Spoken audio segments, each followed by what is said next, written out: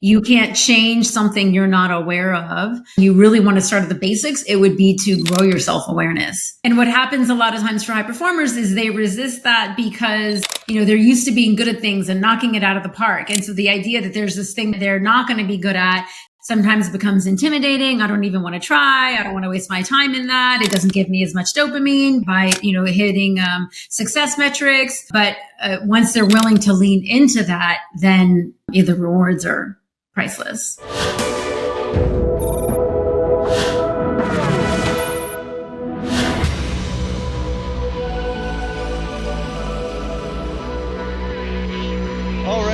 Welcome back to another episode of the 1% Podcast. I'm your host, Vin, and I'm Shane. And today we're joined by my friend Leila, who is a neuro-emotional mental performance coach. Welcome to the show. Thank you so much. Great to be here. Thank you guys for having me. Of course. Well, listen, we've had some really cool coaches on the show. We have one really cool co-host who is running the show and a coach. And so now the question is, what exactly, and give this context to our audience, spare no detail, but what exactly does a neuro-emotional mental performance coach do? Great question. So yes, I'm a neuro-emotional performance coach. And what that means is it's the intersection of neuroscience, psychology, and EQ, emotional intelligence, and putting those together. And so it gives you an understanding of what you do, why you do it, where your blind spots are, and how to create behavior change from this deeper, more sustained place, because you have a more comprehensive understanding of why you're driven to do certain things. Okay. And what about you? Let's get a little into your story. How does one get into this? Where do we start and where did we go? Tell the audience. Let's make them feel like they've known you their whole life. All right. Well, I have an undergrad degree in neuroscience, and I was pre-med, and but I just really struggled my way through it. And I'm an immigrant, and I think that entrepreneurship is sort of in our bloodlines. And I switched to an MBA, and that was like a piece of cake. It wasn't like swimming upstream, even though I had deep love for the stuff that that I'd learned in undergrad. And so I spent a couple decades in the business world, all different levels, interim CEO, project work, you name it. And then something else was still kind of always missing in that realm.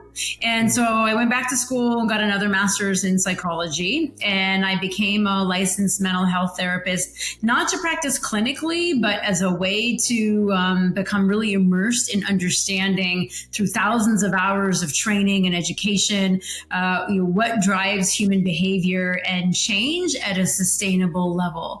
And those things just kind of, one thing led to another, and I started coaching, and then I started coaching executives and more elite executives and other high performers. And my introduction to high performers really started with my brother. And I saw the ways in which it was a gift and a curse.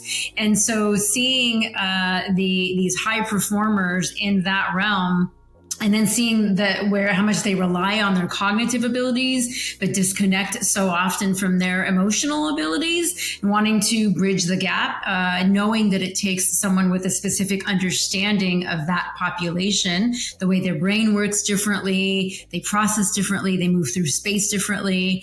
So being able to bridge that gap as a result of all of those personal and professional experiences, and sort of led into this thing called neuro-emotional performance coach, and specifically for high performers. And then I saw the same script play out over and over for that population.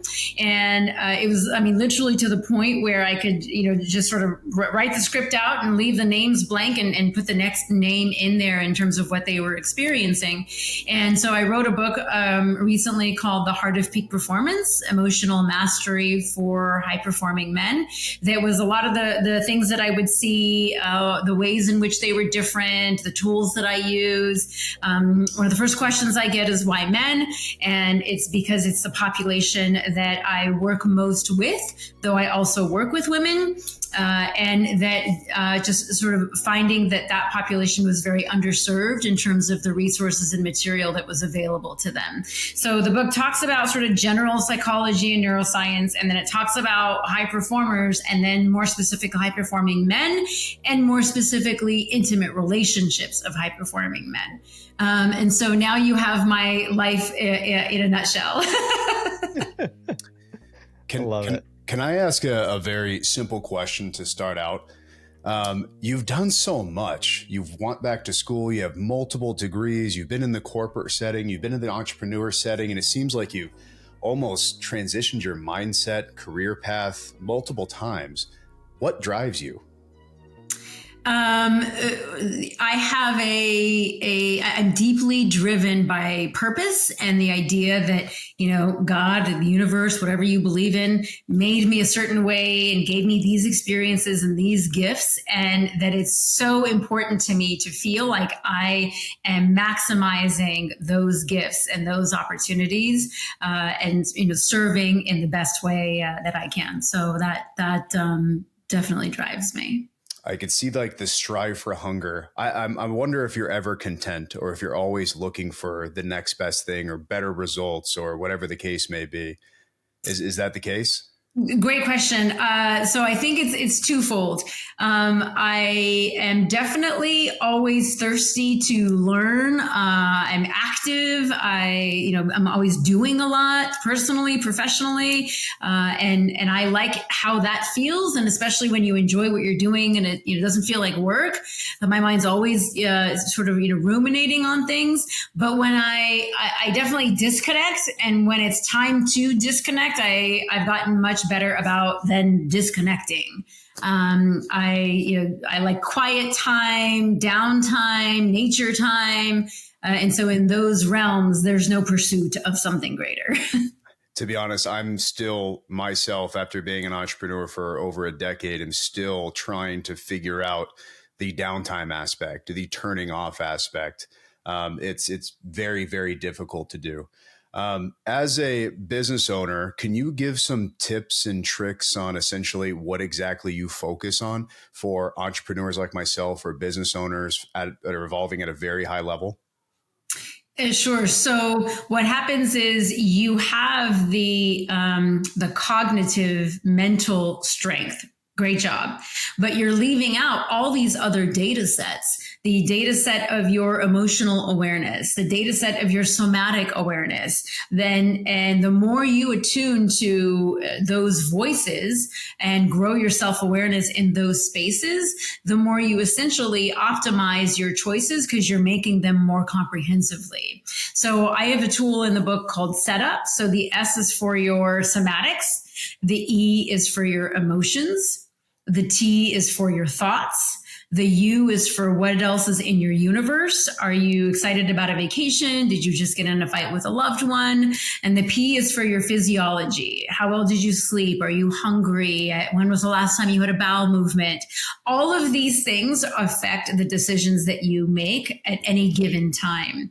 And being a higher performer, you typically are relying heavily on the ones that you are strong in, and you leave a lot of those other ones out, or consider them minimally, as opposed to, again, through our work, learning to optimize that by dialing up the awareness of all of those other factors. So you've got it down to essentially a playbook of opening the awareness to these other parts of my elements here, and not just the ones that I'm great at. Exactly.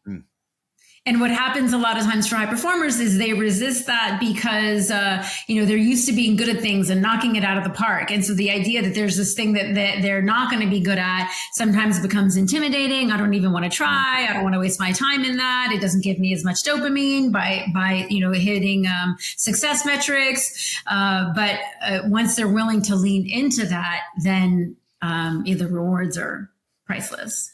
Just one more question, Vin, here. I know it's been, me and Leila type of convo so far, but I'm very curious. I presume this is like anybody can utilize this, and I understand why you focus on higher end, high performing individuals, but does it matter on the niche, on the business? Like, construction compared to owning a restaurant compared to a coaching, a marketing agency? It doesn't seem like it would. Okay. No, You it's, haven't seen it's lower or better results from different ones? It's not even about the professional context. It's personal, professional. It's all one brain. It's one database. And so these models of decision making, the tools that enhance that, work in any realm in any industry, because it's about that neuroscience is about the human brain. So it doesn't matter what that human brain is doing and in what context it's in. And to go back to the comment you made about, I understand why you focus on high performers.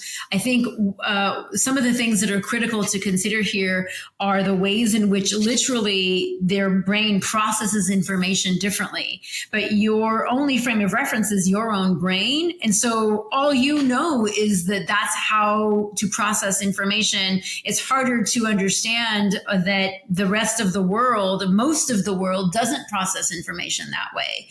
And so the disconnect that creates, coupled with often impatience on their part, and that creates some of their challenges, again, personally and professionally.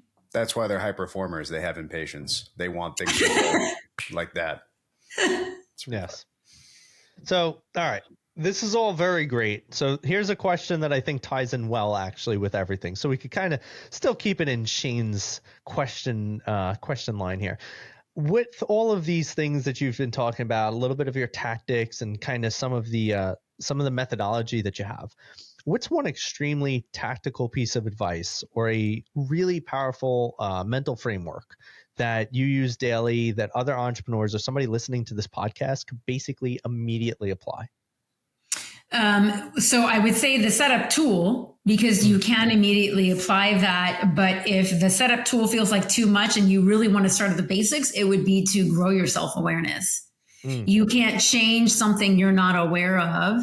And so the things that you can do to grow your self-awareness somatically, cognitively, emotionally, physically, whatever. So whether that's journaling, meditation, coaching, somatic exercises, and pick any one of them. But if you were going to do one thing, it would be, what are the things that would help you grow your self-awareness?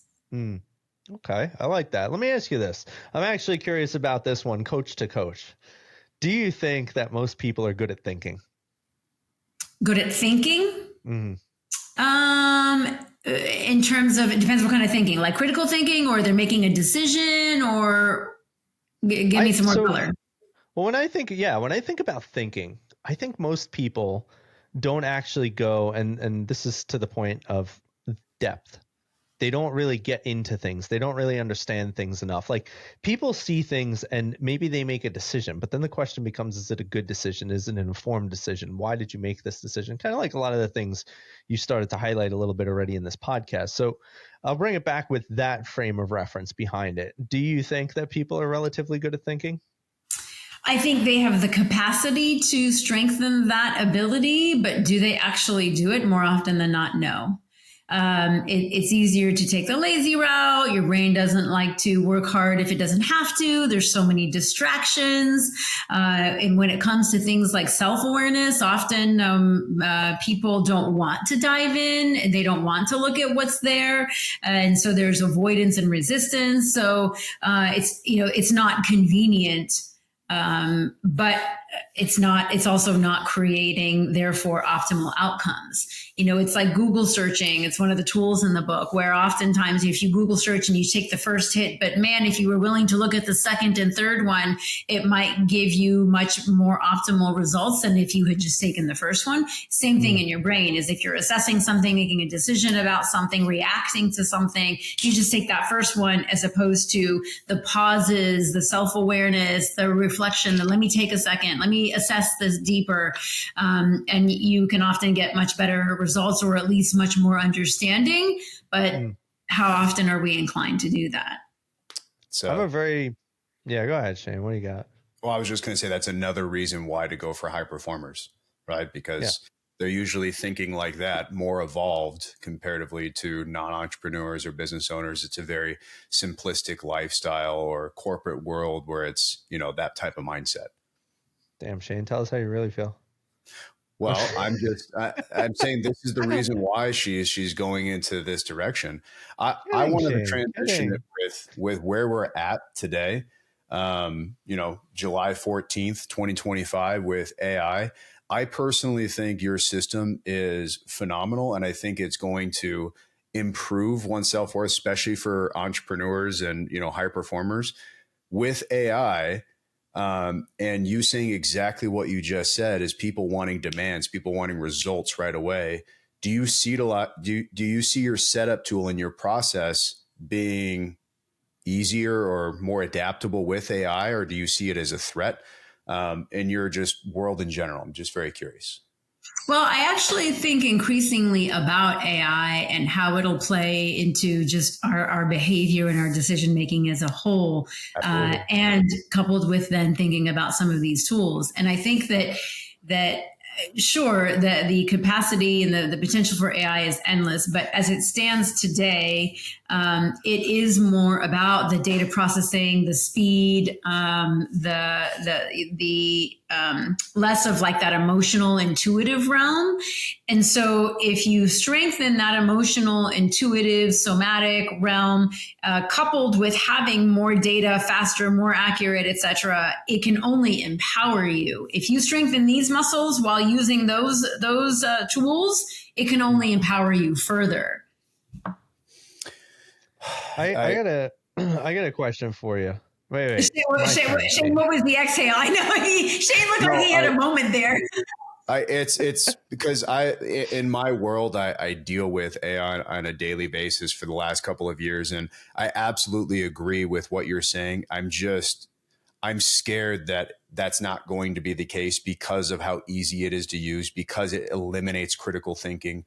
And I just worry that instead of bettering yourself, they're reliant on something, which eliminates your entire self-worth of what you became, of what you are, just because it's easier to use. But I just read an article about that. I couldn't agree. Yep, I just read an article about a study that was talking about a population that used AI for something and one that didn't, and what the outcomes of the two with respect to how much critical thinking, how much retention, how much engagement there was with the content. So yeah, I'm with you. Sorry, Vin, I didn't mean to interrupt you. No, you're good. You're good. It was actually Shane who interrupted me with his long drawn off sigh. But with that, it's funny though, because I was actually going to bring that up, because we've talked not only amongst Shane and I, we've talked with other guests on this podcast and other coaches as well, because I think it's a very interesting time, right? Like, I built an AI chatbot, asks really good questions. I mean, I was like, damn, this thing conversates like I do. By the way, it was built after me, so that was what impressed me most. But the thing that I saw was that exact study that you saw, that they found that people that are relying on AI and using AI significantly are getting worse results in their cognitive retention, in their confidence, even in their capabilities to actually move forward with information. Like, they would, I think it said somewhere in there that they would write entire articles or whatever the case they were writing, and they would actually forget like almost all of it because AI was writing it, so they didn't have to improve their knowledge, their skill set. And so, coach to coach, I think it's an interesting conversation, because I've been saying I think AI is really going to replace a lot of coaches. I think AI is really going to replace a lot of people in the coaching industry. But as these kinds of studies are actually coming out, I'm starting to think it won't, because now what we're seeing, which is interesting, and I want to get your take on this, which is why I bring it up, because now that we're seeing results like that, it's showing that AI, if you utilize it too much, is actually going to make your life a little bit worse. So now the thought is, if you start going to an AI for your coaching, your therapy, are you going to retain it? Are you going to get those same insights? Do you think there'll still be a great future for coaches, or do you think that we will be replaced at some point? Well, I think there's two things that are happening. One is that from a neuroscience perspective, the way your brain is engaging information that comes from reading it on a screen versus information that's coming from another human, your brain is just processing that differently. So right off the bat, it's going to impact you differently.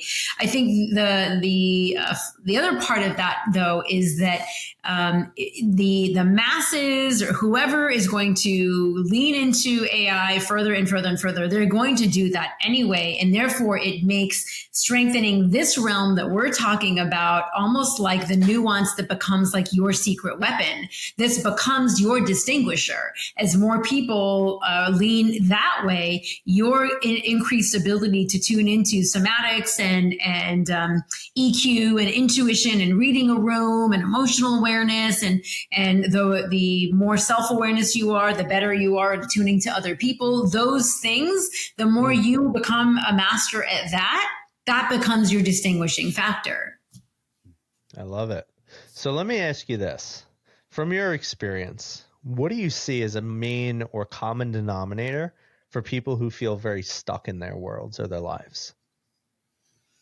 It depends on what they're stuck in. So, one of the things I talk about is that change happens when not changing becomes greater, either more distressing, more expensive financially, physically, whatever, when it becomes more expensive than not changing. And so a lot of times if I stay stuck, then there's comfort in that, or there is, the fear of the other is greater than this. It's familiar. I don't know where to go. There's a lot of ways to reinforce that stuckness. And so I think that's one of the things that drives people a lot. The other thing is in particular with high performers and doing the emotional awareness work, one thing I hear a lot is they're afraid of getting stuck there. Well, if I open these doors, if I process emotions, if I go down, growing that space, then what if I get stuck in my emotions? And that's not the thing that allows me to get hyper-focused and thrive today. I can't achieve the things that I need to achieve at my level while I'm sitting in sadness and depression and anxiety and whatever. And the thing that I highlight to them is, again, it's one brain, one database. And so it's, the analogy I use is it's like if I'm spilling a bottle of water, but I'm looking the other way. The longer I look the other way, the bigger mess I'm making. And so eventually when I look at it, there's just more to clean up. It's not this idea of compartmentalization is false. I'm to stay hyper focused. I put those emotions in a compartment. It doesn't work that way. Sure, maybe you suppress them and you think that they are not affecting you, but in most of what you do is subconscious, and in the fact that it is one brain, one database, those things are there and they are contributing to your decision making. Mm-hmm. And so you have a greater ability to become the architect of your narrative and have more control over your narrative, which is what high performers want, is to have more control. And so you have a greater ability to control that the more you do lean into seeing what is in those cupboards and opening those doors and pulling things out of those shelves, rather than thinking that you've sort of tucked them away. I feel another Shane sigh coming. That's why I paused. I saw him breathe and lean in. I was like, all right, go ahead, ask you a question. I don't think any comments need to be said for what she just said. I thought it was said very well. And I don't think that any follow-up questions needed on my side is for that. But there was one thing that I wanted to bring back in the beginning of the podcast. You mainly specified for men. Is this because the vast majority of entrepreneurs and high performers are men comparatively to women? So is it a percentage game, or do you strictly just work with men? And I'm just curious on why, if that's the case. And so I work with men and women. The book is about men only because it's the audience. I by vast majority work with more, just because statistically there's more male entrepreneurs. And that again, I was mentioning that it's an underserved population in my mind, in the sense that my clients will tell me that, even if I wanted to go, let's say, to a coach or a therapist or some other sort of facilitator of this work, that for a lot of times they don't find someone that can either understand them or keep up. They'll start a conversation with some supportive resource, and because they process so quickly, they're 10 steps ahead. That frustrates them because whatever the person said, hey, I already thought of that 10 minutes ago. You're wasting my time and my money. A lot of the, especially if it's in the realm of emotions, they initially consider a lot of it fluff anyway. I can't tell you, how often a client starts with me like, listen, this is BS, but I'm doing it anyway. The board is making me, or my partner's making me, or something. And so that's where I use a lot of the neuroscience, and that becomes the gift, is that rather than talking about fluffy feelings, I'm going to tell you about the science that you can't negate, because I can give you 100 studies to back what I'm saying. And then once that brings your defenses down, then we can get into the psychology and the emotions and all the stuff that you are trying to resist. Can you tell us some of that cool information? What's a story or a study or something you like to quote that you might tell to a prospective new client? One that always stands out to me is, for years I have heard the idea that, emotions it's not really a thing. It doesn't really matter. And the idea of having to start with people's resistance is not new. But one time in particular, my client actually started our first session with, "This is bullshit, but I'm doing it because I was told I have to." And I was like, great, this is going to be fun. So you couldn't have been any more blatant than that. I mean, that's usually how like high strung guys are, especially if they're the alpha, machismo, whatever, adjective you want to essentially associate that with. But I love the fact that you essentially give it to them blatant up front, get their guards back down, because for this to work, they have to have an open mind. You're essentially rewiring their mindset so they can be reprogrammed to perform better. Like, that's just how it is. If you want to perform better, then stop being closed-minded, be open-minded and open to what I have to say. Try it out. What do you have to lose? Those type of people are not high performers in my mind, actually, now that I think about it. They're not willing to adapt. They're not willing to evolve. They're not willing to grow, or they're not willing to believe in other people being able to help them. Now you got me on a tangent. Jane, let her answer, please. Let her retort. Well, no, I was just going to say, in order to be able to succeed in that environment, I have to do my own practices to maintain my sense of self, of constantly being told that your life's work is BS. And then having to sort of move through that. And so I have to have a lot of my own practices of sort of maintaining my certainty and staying grounded. It's interesting too. I wonder, do you have to approach it differently because you're a woman dealing with a guy? Because I don't know how y'all approach it. I'm curious to hear, but like if a guy says something like that, he's like, "I'm just here because I have to, and this is all bullshit." I'd be like, "You're here because you've created a life that's clearly not going well. So let's talk about that." For I'll just call him straight the fuck out. But I don't know. Would you feel like that would go over well with you if you did that? How do you retort it? There's it requires a mix of the feminine and the masculine, and so the data and the emotion, and the deeper truth is, I know that so often, pretty much always, there is deeper emptiness and pain and sadness and suffering and struggling that is underneath that. And so being able to then do what I need to do to stay in my feminine, to be able to meet them where they're at, because if I just meet them with resistance, then neither of us is succeeding. So that's, back to Shane's question earlier about the sort of what drives you, is that if this is my purpose, then it's on me to do that work, to say, how do I stay in my feminine while tuning to the masculine when I need to. And that has definitely been a part of the work in my journey, is not losing one for the other. Yeah, it's very interesting, right? Because I feel like in that specific scenario, you're bringing up like, let me stay in the feminine. Let me make sure that I don't lose this part of it. And obviously the feminine and the masculine operate very differently. And then I look at it as like, I don't disagree with you. But then if I were to say, well, let me kind of just weave and navigate through this as opposed to meeting that masculine with not masculine, I don't think I'll get that guy to stay with me, because I'm going to show him right away I can't rebut his bullshit. And then all of a sudden I lose him as a man, but I think you might be able to keep him as a woman if you weave in the way you said it. So I really find that it's so interesting.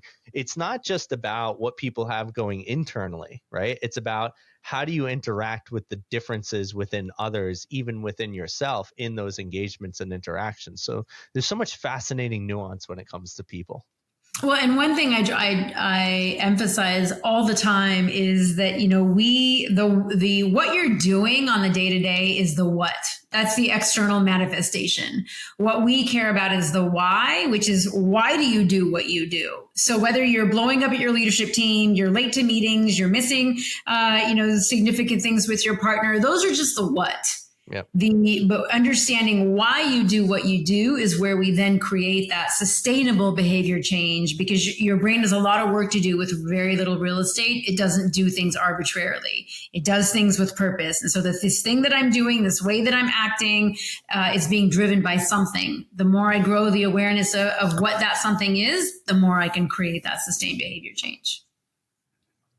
I love it. I fully agree with that. Shane and I shared a smile before when you were talking about non-emotional men, because Shane is the epitome of non-emotional. That's not true. Well, and I something I would say about that is, that this high-performing men often get, especially the emotionally avoidant ones, get labeled as insensitive or narcissistic or emotionally detached, or et cetera, et cetera. And what I have found is that, on the contrary, they're hypersensitive and hyper-emotional. And so just like they are hyper in their focus and in their drive, they're hyper in these other realms too, which is why they get so impacted by that space. So they do so much to shut that space down to achieve to succeed so optimally in this other space. Because that other realm does throw them off so much. So I'd be curious. I would bet you that if Shane and I got into some deeply emotional conversation, that he actually would have really deep emotional triggers.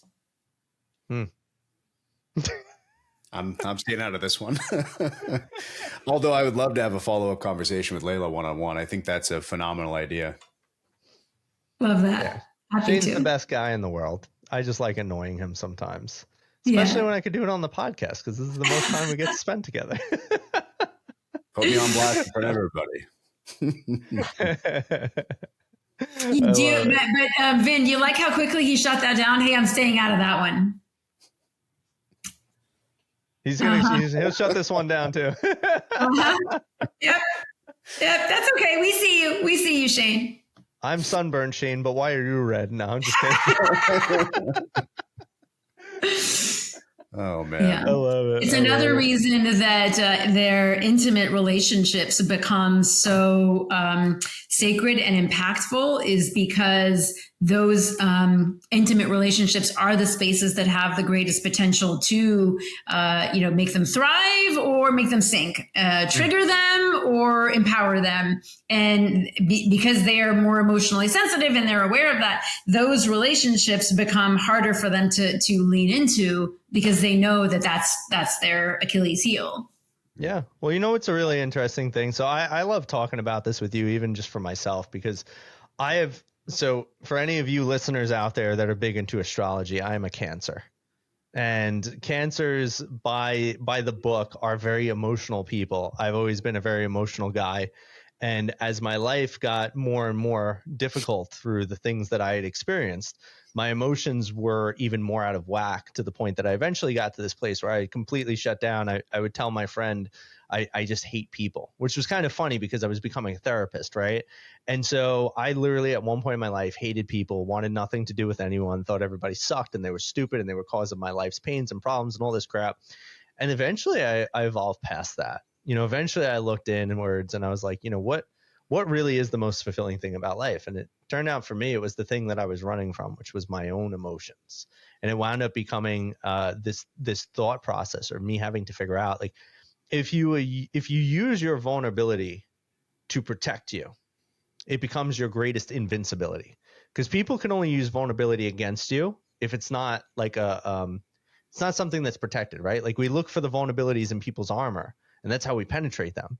But if you've already kind of accepted that there's that vulnerability there, and you kind of patch it up and you put the plate over it, now all of a sudden your armor becomes impenetrable, and nobody could use your vulnerabilities against you. So I've gone through my own very interesting journey of healing, and I'm still, I think, on it. And I think everybody that's listening probably is on some form of their own journey. Leila, I want one last thought on that, because I know we're coming up close to the end here, and I want to ask you a few final questions. But how does somebody begin a journey of healing and building greater vulnerability and connection? Back to the self-awareness. You can't heal something that you don't know exists, aren't willing to admit exists. And so starting with the self-awareness, and if you can't get to self-awareness, start with curiosity. Are you willing to at least be curious about what's there? What if they are aware, but they don't lean into it, they avoid it? Then what? How do they begin that healing journey? Then it is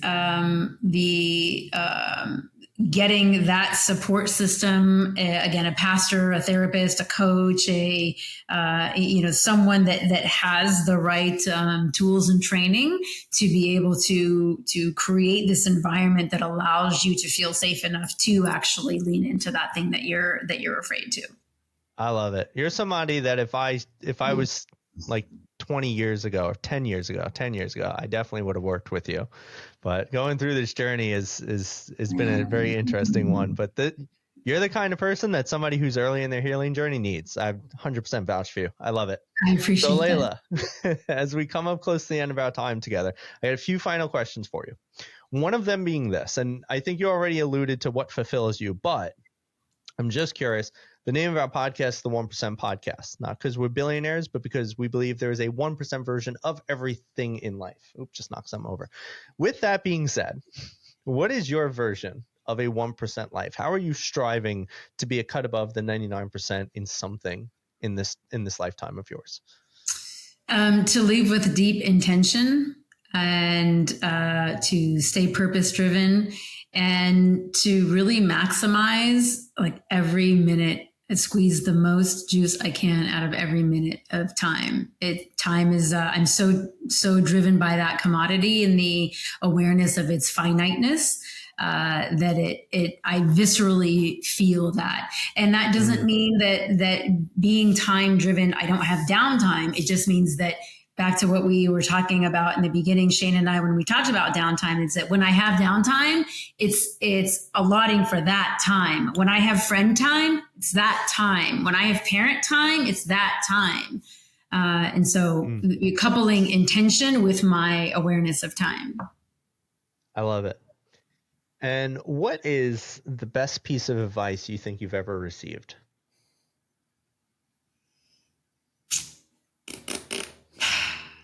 That always gets everybody too. Gets a lot of people. Yeah, it's okay. We could edit this. It would be some.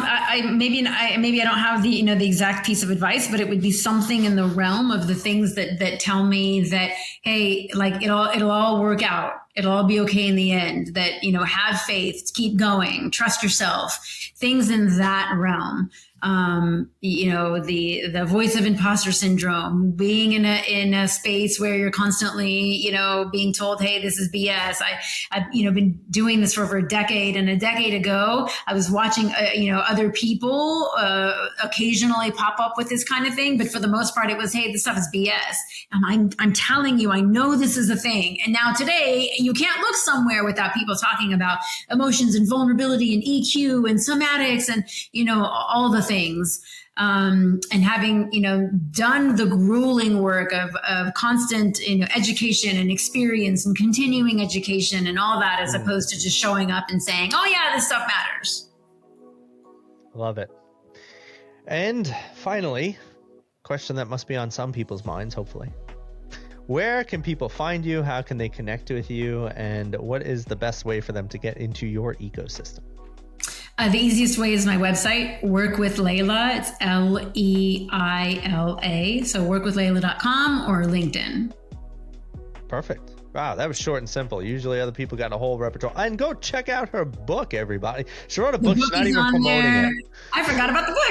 The book is on there. There's you can download the setup tool. You can take a free assessment for high performers. Tons of stuff on there. Love it. See, that's what we're looking for. Good. Everybody go do some stuff that she's got for you.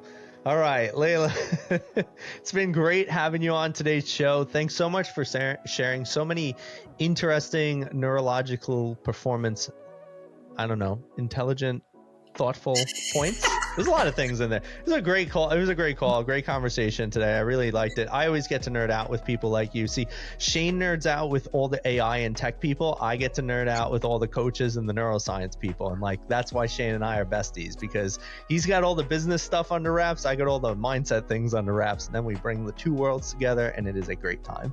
So we appreciate we appreciate you being a part of this world.